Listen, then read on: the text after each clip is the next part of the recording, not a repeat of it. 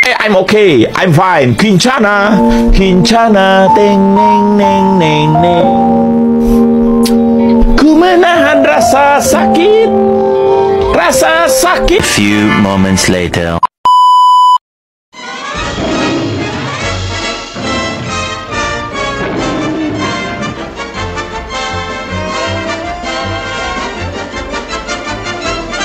Assalamualaikum warahmatullahi wabarakatuh.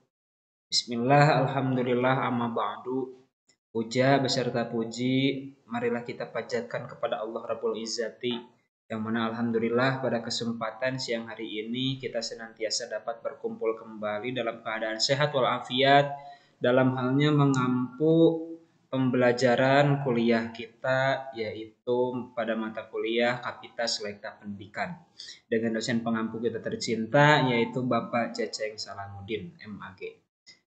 Baik, untuk mempersingkat waktu, di sini kami beranggotakan 3 kelompok, yang mana saya sendiri Muhammad Rizky Najib, yang insya Allah pada kesempatan hari ini akan menjadi moderator atau menjadi pemandu acara dari awal sampai akhir jalannya pembelajaran diskusi kita pada siang hari ini.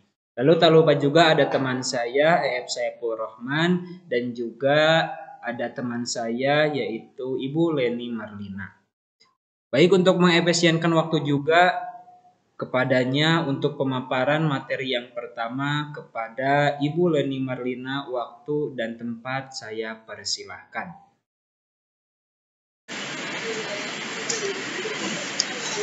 Baik, terima kasih kepada moderator yang telah mempersilahkan saya untuk memaparkan materi yang pertama mengenai konsep kesadaran peserta didik terhadap bahaya radikalisme, narkoba, dan korupsi.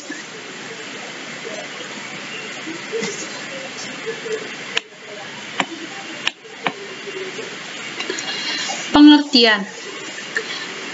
Menurut bahasa, radikalisme berarti paham atau aliran yang menginginkan perubahan atau pembaharuan sosial dan politik dengan cara kekerasan atau drastis. Namun, dalam artian lain, yang dimaksud dengan radikalisme adalah gerakan yang berpandangan kolot dan sering menggunakan kekerasan dalam mengajarkan keyakinan mereka. Narkoba. Menurut Ikin Agani, narkoba adalah berasal dari kata narkon yang berasal dari Yunani yang artinya beku dan kaku. Dalam ilmu kedokteran juga dikenal istilah narsose atau narsisis yang berarti membiuskan. Narkoba merupakan obat, bahan, ataupun zat serta bukan terkategori santapan bila diminum, dihisap, dihirup, ditelan, atau disuntikan. Mempengaruhi paling utama pada kerja otak, serta kerap menimbulkan ketergantungan. Akibatnya, kerja otak berubah, begitu pula fungsi vital organ lain di dalam tubuh. Selanjutnya, korupsi. Korupsi berasal dari kata Latin corruptio atau corruptus, yang berarti kerusakan, keburukan, kebejatan, ketidakjujuran, dapat disuap, dan tidak bermoral kesucian. Menurut Kamus Umum Bahasa Indonesia Purwadarminta, korupsi ialah perbuatan yang buruk seperti penggelapan uang, penerimaan uang, sogok, dan sebagainya. Jadi, dapat disimpulkan bahwa kesadaran siswa atau peserta didik terhadap bahaya radikalisme, narkoba, dan korupsi adalah pemahaman yang mendalam dan kesadaran akan risiko dan konsekuensi dari ketiga masalah tersebut.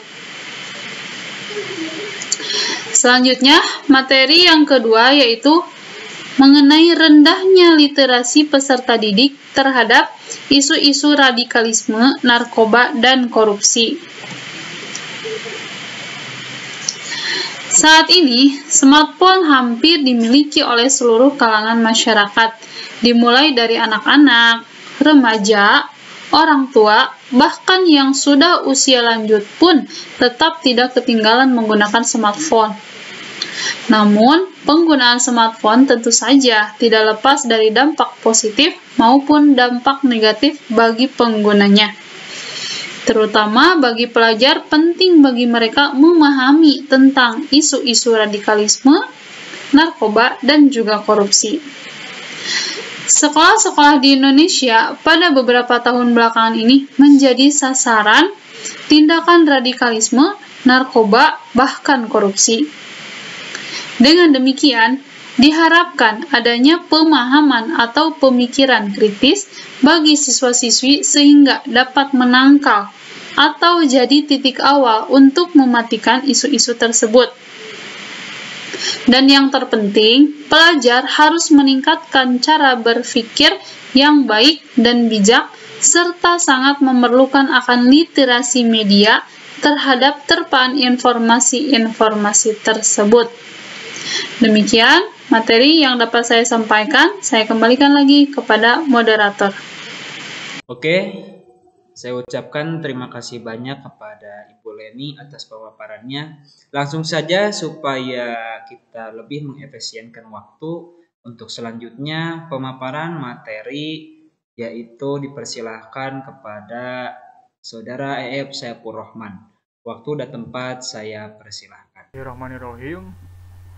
Terima kasih kepada moderator. Di sini saya akan melanjutkan penjelasan yang telah dijelaskan oleh Saudari Ibu Leni. Saya akan menjelaskan pada materi yang ketiga tentang faktor-faktor yang mempengaruhi kesadaran peserta didik. Beberapa faktor penting yang dapat mempengaruhi kesadaran peserta didik diantaranya adalah yang poin pertama, pendidikan keluarga. Pendidikan keluarga di sini ialah yang memberikan nilai-nilai moral dan etika kepada siswa. Komunikasi yang terbuka antara orang tua dan anak tentang bahaya radikalisme, narkoba, dan korupsi. Yang selanjutnya pada poin kedua, ada pendidikan sekolah.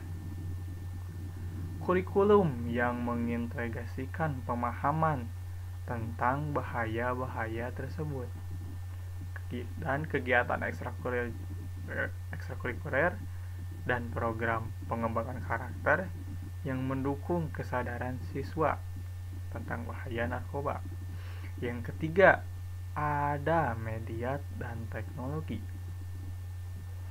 Kesadaran terhadap dampak media dan teknologi dalam membentuk pandangan dan sikap siswa terhadap fenomena tersebut, juga kemampuan untuk memfilter informasi yang diterima dari media dan teknologi.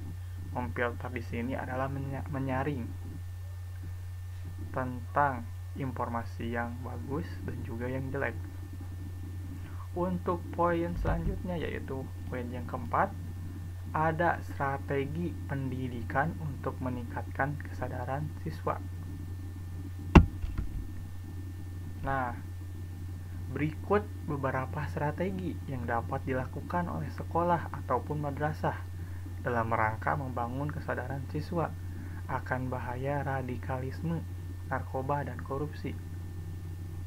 Ada 3 poin. Poin yang pertama yaitu pendekatan interaktif. Pendekatan interaktif pembelajaran yang melibatkan diskusi, permainan peran, dan kegiatan kolaboratif untuk merangsang pemikiran kritis siswa. Ada studi kasus aktual untuk memperjelas dampak dan konsekuensi dari fenomena tersebut.